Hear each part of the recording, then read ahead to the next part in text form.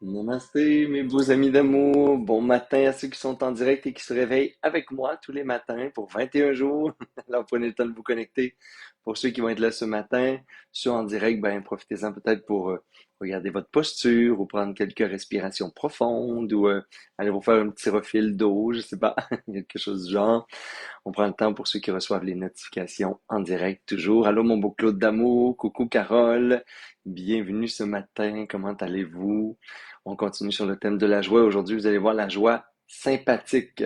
Oh, que ça va être le fun toute la journée après ça. Allô ma belle Denise d'amour, coucou.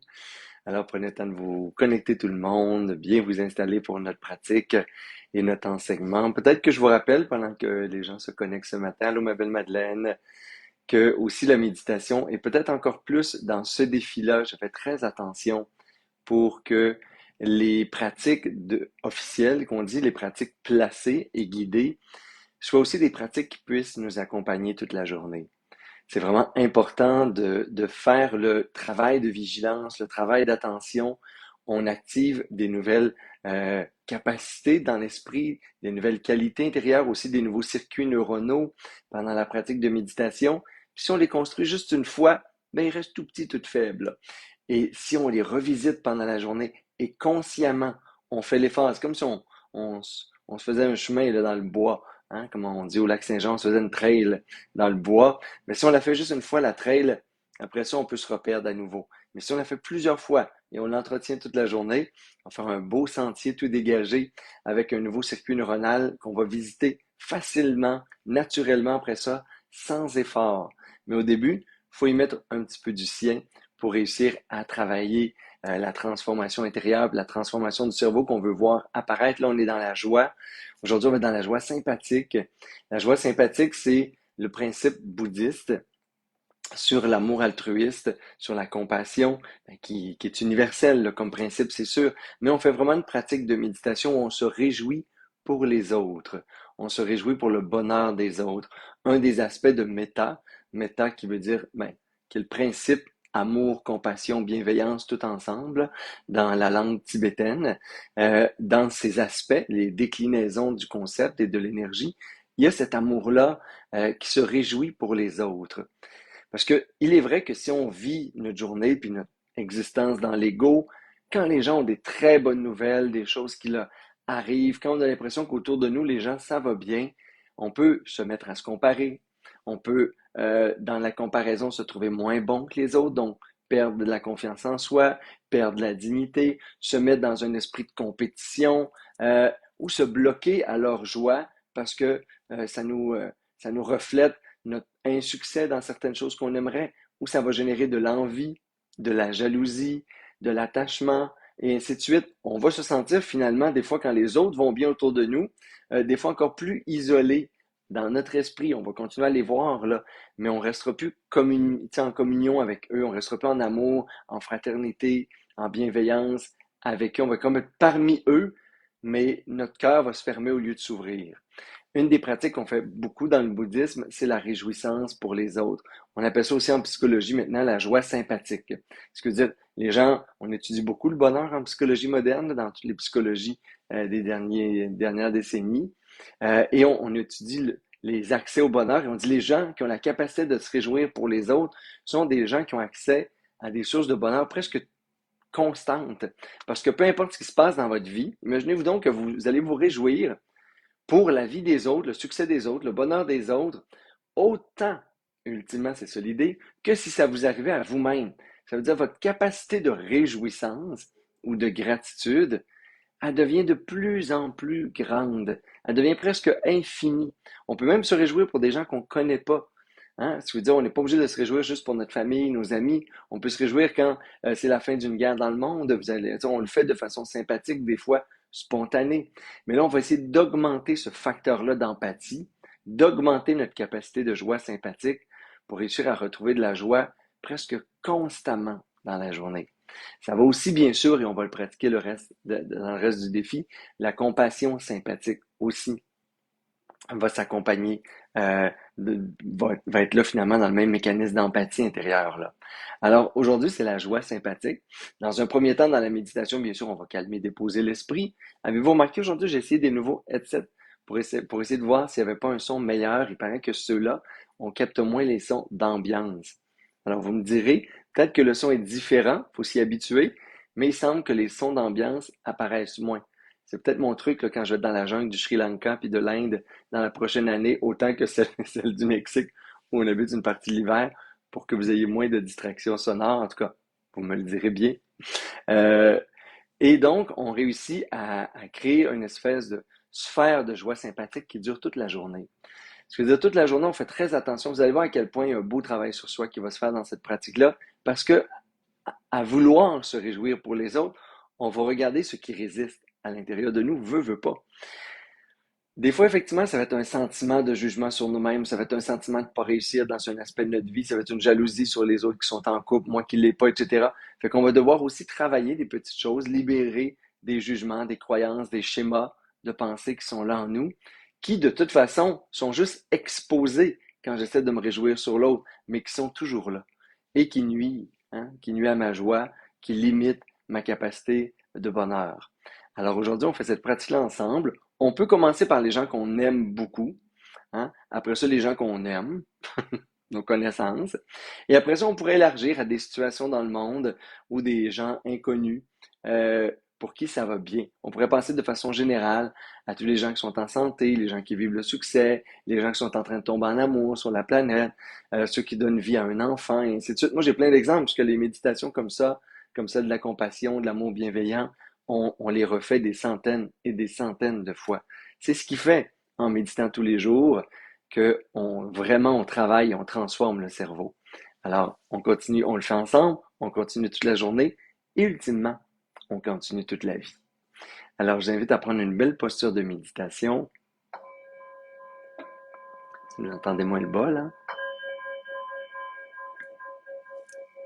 Petite introduction ce matin, 20 minutes de pratique. Hein? On allonge nos pratiques quelques fois dans le défi. On peut prendre une posture qui est bonne pour nous, pour rester immobile pendant tout l'exercice. On peut doucement, tout en immobilisant le corps, amener l'attention sur le souffle.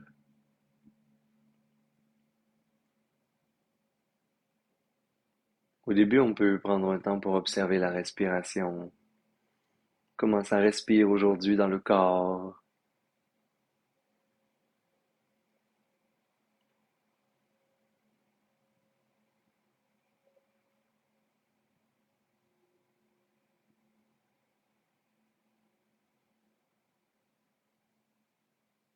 On peut inviter la respiration à être de plus en plus naturelle.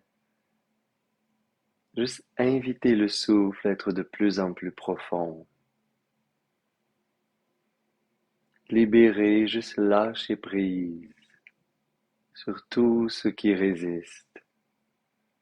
Les petites tensions peut-être au niveau de la langue,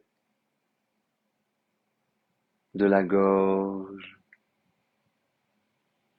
de la poitrine. Relaxer même au niveau du plexus, du ventre.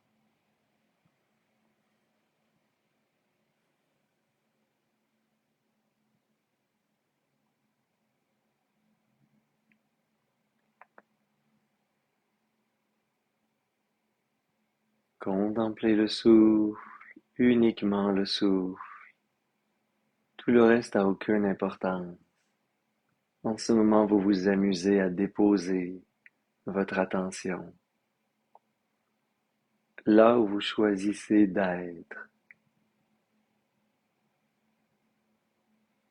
Et vous êtes avec le souffle.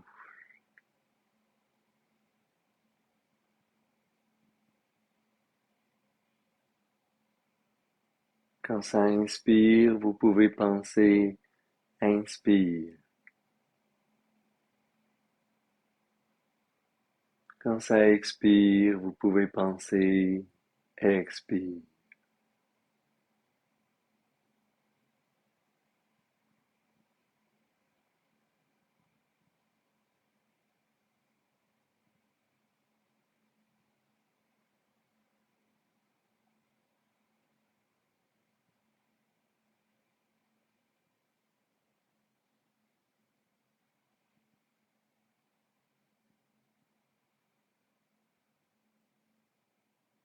Et vous jouez à rester en présence. Vous vous amusez dans cette posture d'observateur, d'observatrice.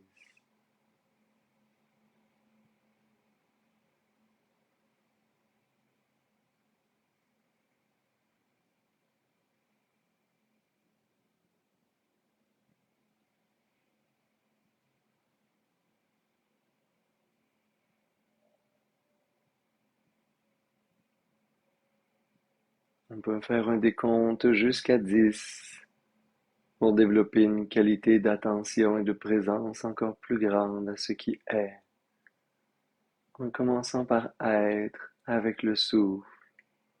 Pour un décompte de 10, on va inspirer, penser 1, expirer, penser 1.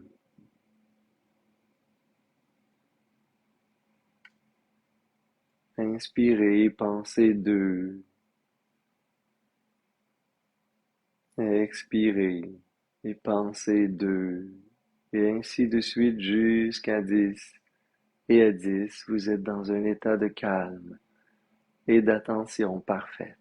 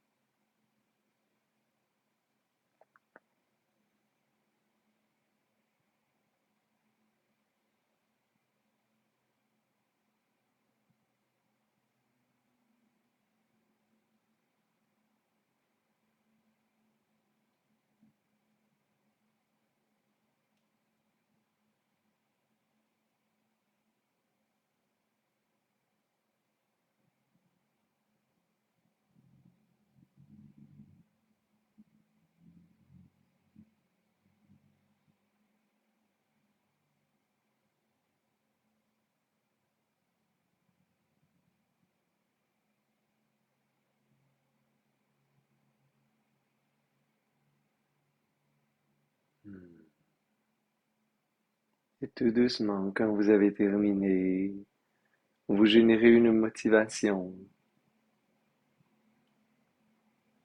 pour trouver et créer à l'intérieur de vous des sources de joie indestructibles, pour ne plus être envahi par des états de dépression, des états de colère, d'envie, des jugements.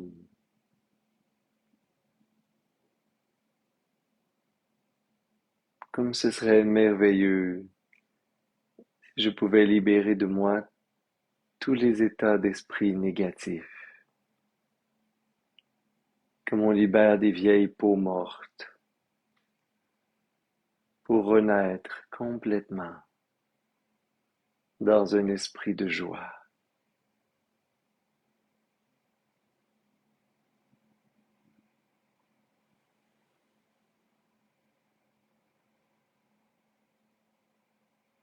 Cette joie spirituelle au-delà de l'ego.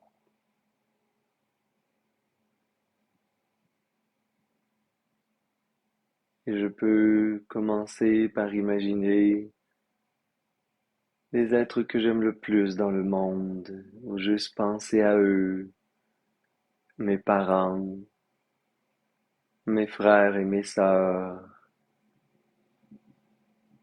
mes enfants.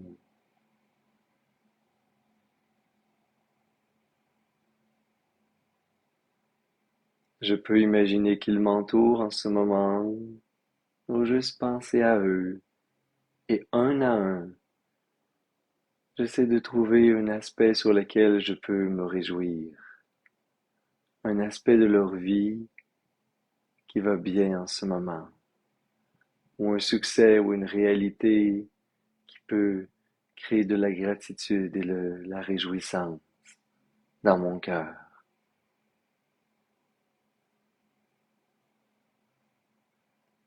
Et je pratique la joie sympathique.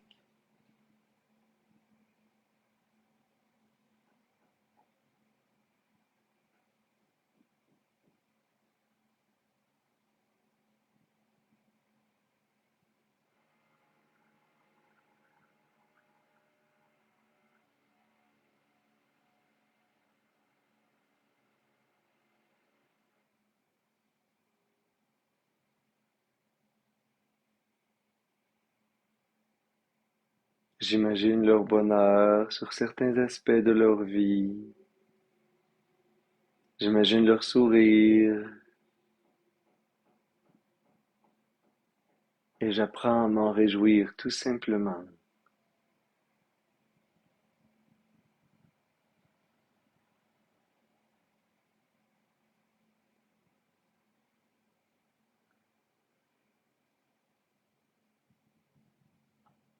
Dire merci la vie pour leur bonheur. Merci la vie pour leur succès. Merci la vie pour leur santé.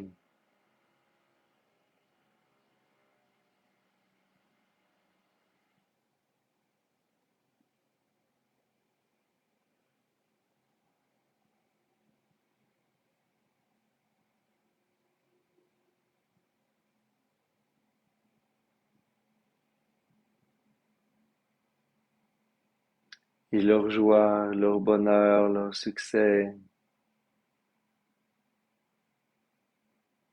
fait écho à l'intérieur de moi et je génère toute la joie, toute la réjouissance possible dans mon cœur. J'apprends à me réjouir pour les autres. Je veux libérer mon orgueil ou ma jalousie, mes jugements. Je me réjouis tout simplement.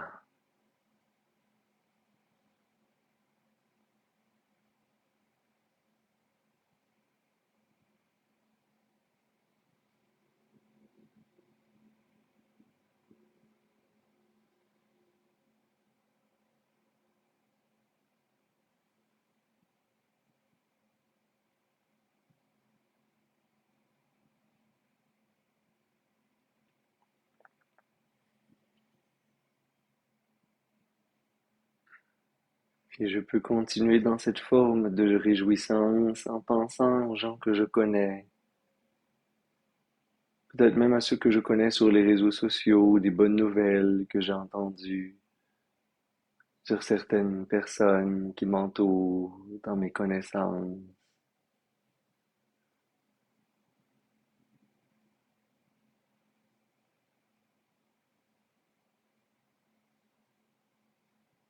Et je me réjouis pour eux.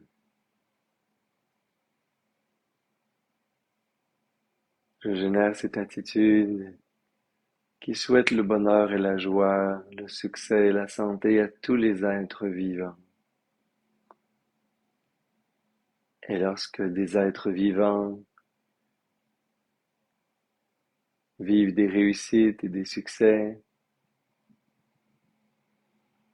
des petites victoires, on reçoit de l'abondance, je m'en réjouis.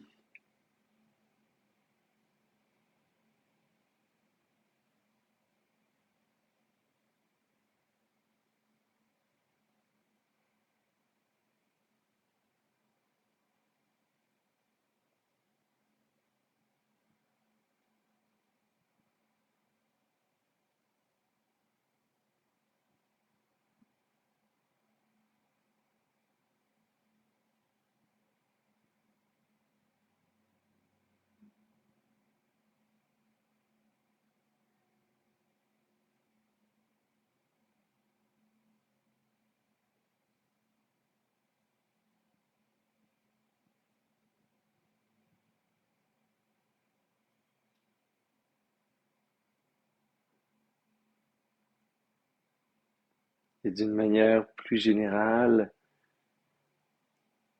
je peux penser à tous ceux pour qui la vie est bonne et belle en ce moment. Peut-être même sur des aspects qui m'amènent moi dans un esprit plus négatif. Lorsque j'ai l'impression de travailler beaucoup ou trop, j'anticipe mes vacances, mais je peux aussi me réjouir, sachant à quel point il y a des bienfaits à pouvoir se reposer ou se déposer. Je peux me réjouir d'une façon générale pour tous les êtres qui sont en vacances, qui le méritent comme moi, mais pour qui, eux, le moment est venu maintenant de faire des activités avec leur famille ou de se reposer, d'avoir des moments seuls, de vivre des communautés de pratiques spirituelles.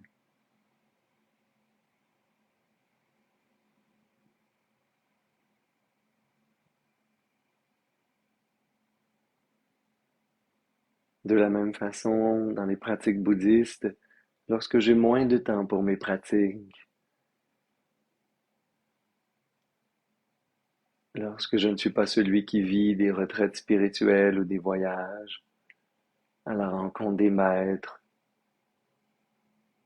je me réjouis pour ceux qui peuvent le faire. Je me réjouis pour ceux qui ont la discipline joyeuse de faire une pratique tous les jours. Je me réjouis pour ceux qui consacrent davantage de temps à leur spiritualité, leur guérison, le travail sur l'âme. Je peux me réjouir pour ceux qui vivent des belles réalisations spirituelles qui se transforment sous mes yeux autour de moi.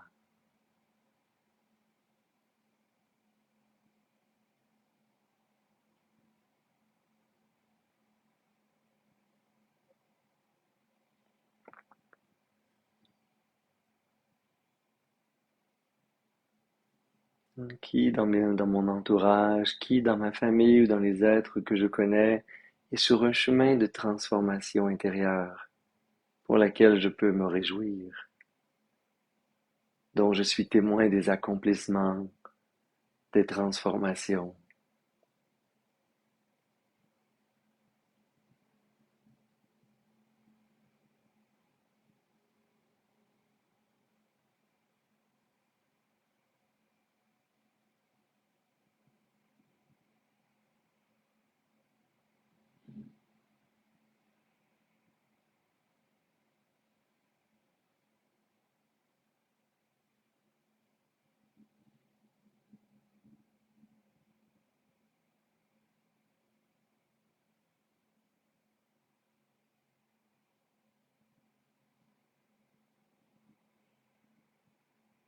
Au lieu d'envier les autres ou de me comparer ou de générer des jugements, je me réjouis pour tout ce que je cherche à vivre et à accomplir. Je vois les autres comme des êtres qui peuvent m'inspirer. Il n'y a aucune limite à ma réjouissance et à ma joie quand j'ouvre mon cœur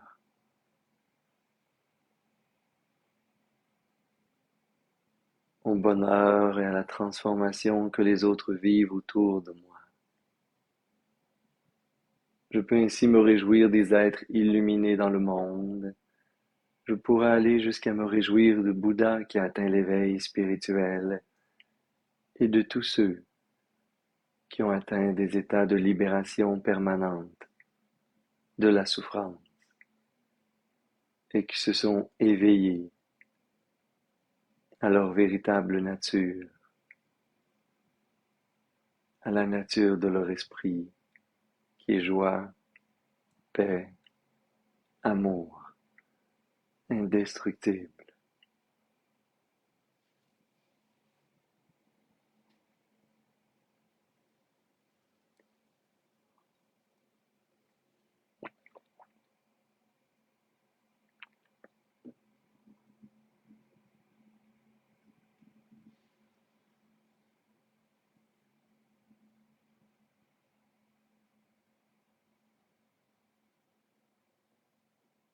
Et vous pouvez doucement reprendre quelques respirations plus profondes en générant cette volonté. Aujourd'hui, à chaque fois que je serai témoin d'une bonne nouvelle pour les êtres qui m'entourent, témoin d'un état positif de bonheur chez ceux qui sont autour de moi, sans détour, directement, je vais apprendre à m'en réjouir. Rester dans la joie sympathique pour tous ceux que j'aime, pour ceux que je connais et pour tous les êtres vivants. Aujourd'hui est une belle journée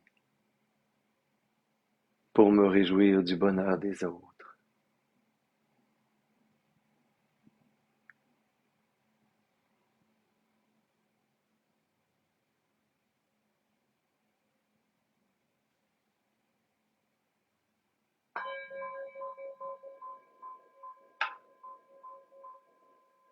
Et vous pouvez prendre une belle grande inspiration. Expirez. Amenez les mains en namasté, les frotter légèrement ensemble. Amenez les pouces au cœur. Inspirez par les narines. Expirez bouche. Et inspirez pour faire vibrer le hum.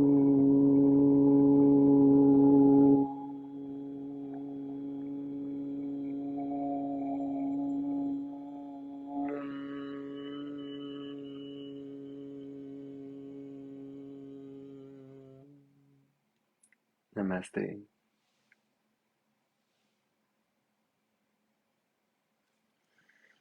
Alors, je vous souhaite une magnifique, magnifique journée de réjouissance aujourd'hui.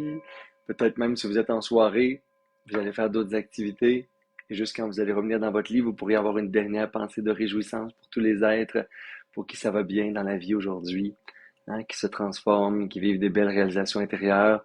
Vous avez vu la séquence, hein, dans un premier temps, on se réjouit pour les gens qui ont des facteurs extérieurs, hein, qui vont bien. Après ça, pour les gens qui ont des facteurs intérieurs qui vont bien. Et ultimement, on regarde comment on peut se réjouir pour les êtres qui ont atteint le bonheur durable dans leur vie, comme des petits Bouddhas. Et ce qu'on fait dans ce temps-là, c'est que non seulement on apprend à transformer tous les états d'esprit autres, mais également on crée le chemin pour y arriver nous-mêmes. On envoie comme dans l'univers cette réjouissance, cette énergie de gratitude, hein, qui fait qu'on est prêt à accueillir ce qui est là ou générer la discipline et l'ouverture au bonheur et à nos propres belles réalisations intérieures. Passez une belle journée et à demain.